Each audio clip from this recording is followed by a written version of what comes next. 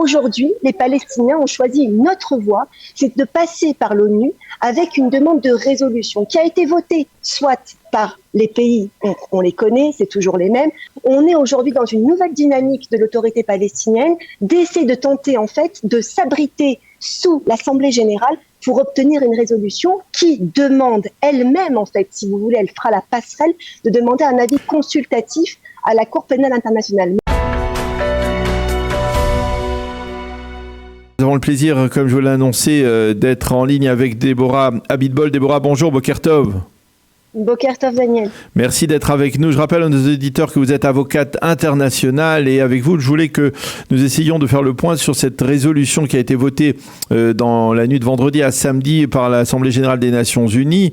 Une résolution visant à pousser de facto la Cour de justice internationale de l'Haye à statuer sur le statut des véritables des territoires de la Judée et de la Samarie et affirmer, poser la question de savoir si on ne peut pas parler dans le cas précis d'une sorte d'annexion latente de la part d'Israël de ces territoires. Alors d'abord, la première question que je voudrais vous poser, elle se rapporte à l'impact d'une telle résolution et même à la décision, quelle qu'elle puisse être, de la Cour pénale ou de la Cour de justice internationale. Est-ce que ces décisions-là peuvent avoir un effet concret sur le terrain en Israël ?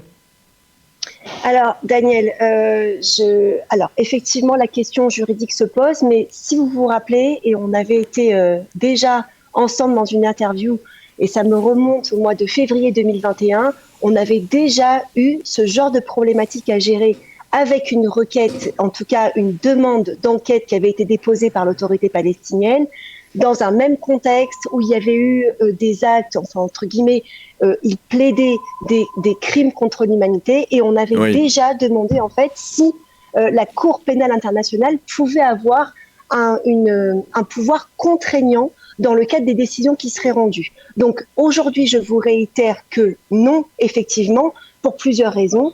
D'abord parce qu'effectivement, alors aujourd'hui, l'autorité palestinienne a choisi une autre voie, puisque on peut dire, entre guillemets, si on fait un petit bilan, Daniel, de ce qui s'est passé au mois de février 2021, et vous vous rappelez, avec l'ancienne procureure Fatou Bensouda, qui a été remplacée par Karim Khan, l'avocat britannique, en poste depuis le 12 février, justement, 2021, qui était, entre guillemets, en charge d'ouvrir cette enquête avec l'aval de la Cour, de la chambre préliminaire de la Cour pénale internationale.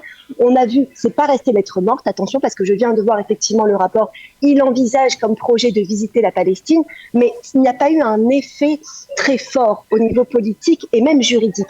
Aujourd'hui, les Palestiniens ont choisi une autre voie, c'est de passer par l'ONU avec une demande de résolution qui a été votée soit par les pays, on les connaît, c'est toujours les mêmes, bien que Netanyahou a réussi quand même un petit peu à changer la tendance au niveau des pays qui se sont abstenus, mais effectivement, on est aujourd'hui dans une nouvelle dynamique de l'autorité palestinienne d'essayer de tenter en fait de s'abriter sous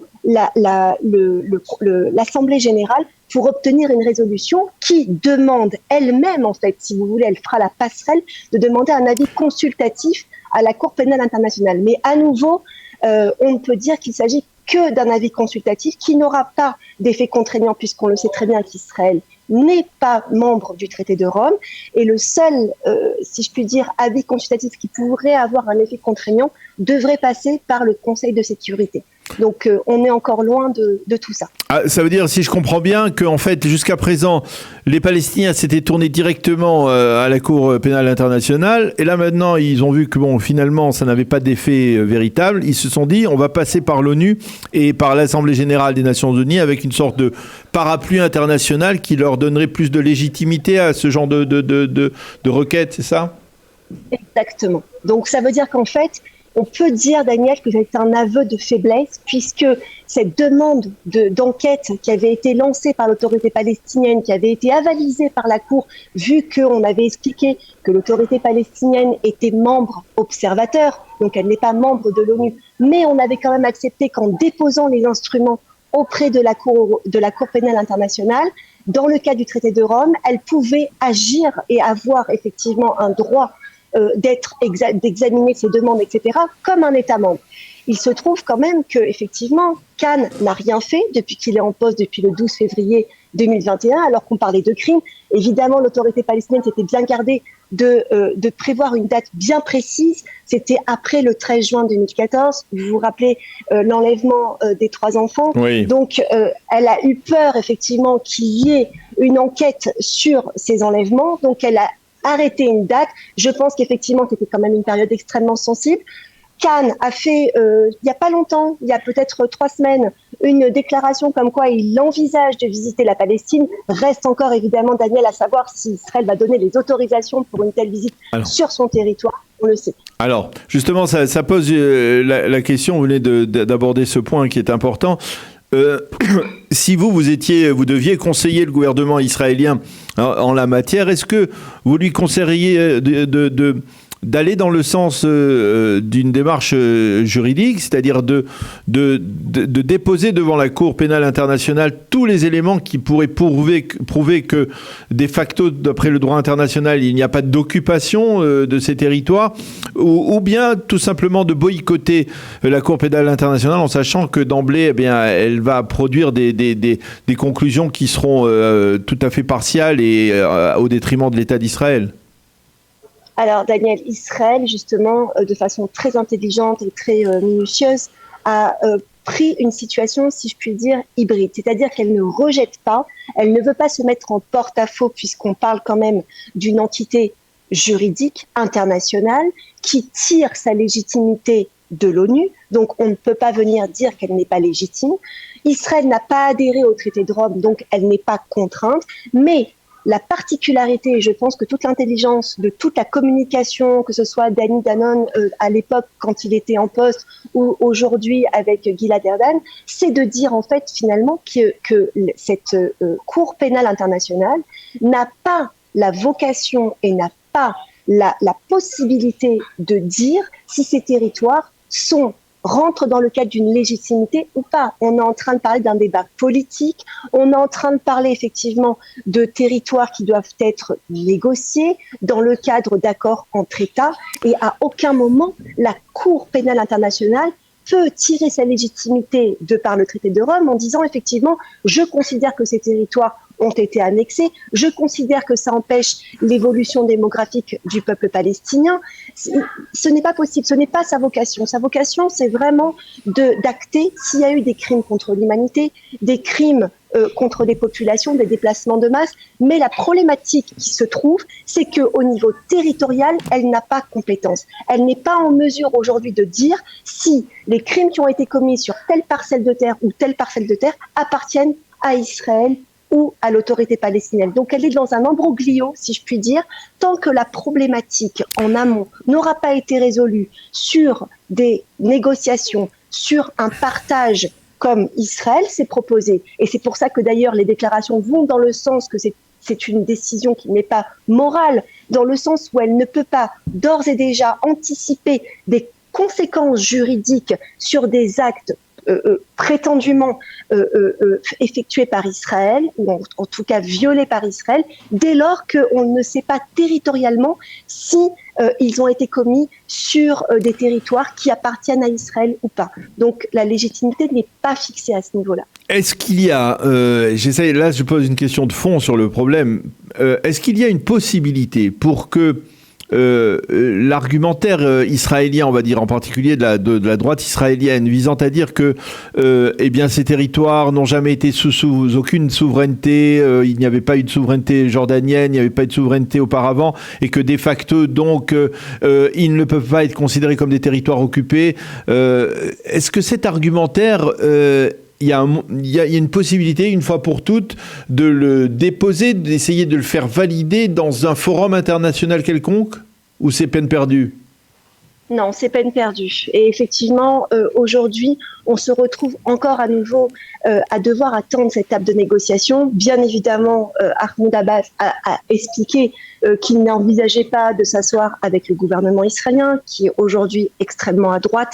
Donc, ils ont peur. C'est un signe ce qui présage en fait la peur de l'autorité palestinienne de savoir qu'il n'y a plus d'interlocuteur en face. Donc, elle tente par tout moyen d'arriver à un niveau international. Mais bien évidemment, on sait très bien que le Conseil de sécurité ne va pas, en tout cas à ce stade, lancer une demande d'alerte ou une demande d'enquête auprès de la CPI. Donc, je pense que c'est peine perdue et que, à nouveau, la seule issue possible, c'est de s'asseoir à une table de négociation, de revenir à une possibilité de s'asseoir, de discuter et d'envisager bien évidemment des négociations sur une table avec des dirigeants politiques. Est-ce que il est exact que la Cour pénale internationale se distingue en particulier par la lenteur de ses démarches, c'est-à-dire que à partir du moment où, disons que cette requête va être déposée devant la Cour pénale internationale, on peut s'attendre à ce que ça prenne quelques années avant qu'elle ne soit débattue ? Tout à fait. Et encore une fois, faut-il envisager la possibilité qu'Israël coopère de facto, puisque, comme on le sait très bien, n'étant pas membre du traité de Rome, elle n'a aucune obligation de permettre en fait à des équipes d'enquêteurs sous la coupe et sous l'égide du procureur Khan d'autoriser en fait de pouvoir venir sur son territoire. Ce qu'il y a aussi de compliqué dans cette histoire, d'un point de vue juridique, c'est qu'on n'est pas dans une enquête qui permette à la partie adverse de faire valoir ses droits. C'est-à-dire que c'est des requêtes qui sont unilatérales, où on n'a qu'un son de cloche, si je puis dire, et qu'Israël n'a jamais apporté ses arguments. Justement, on n'entend pas du tout le procureur expliquer qu'effectivement, il y a pu y avoir des opérations de Tsahal, mais oui, mais quoi ? En réponse à des missiles. On n'entend pas de condamnation sur l'organisation du Hamas, qui est quand même à la tête de Gaza. Donc, toutes ces questions, si vous voulez, au niveau de la légitimité même des gouvernements en place ou des fractions en place armées qui chapotent ou qui s'abritent aussi derrière l'autorité palestinienne, sont des problématiques qui ne peuvent pas permettre d'avoir une enquête qui soit fiable, qui soit impartiale et qui permette effectivement de faire valoir à Israël ses droits. Donc Israël est tout à fait en mesure de mettre son veto de facto à toute entreprise, et je pense que c'est ce qu'elle a fait, Daniel, puisque on voit bien que ça piétine depuis le 12 février 2021, on en avait parlé, on avait même fait une interview début mars, rien ne s'est passé. Voilà la première affirmation, enfin la première déclaration de Khan date d'il y a quelques semaines, certainement puisqu'il savait qu'il allait avoir une résolution qui allait être bientôt votée puisqu'elle avait demandé, l'autorité palestinienne, cette résolution. Mais on en est là, il a pour projet, il prend également des pincettes, il sait très bien que c'est un sujet extrêmement sensible, il ne peut pas arriver...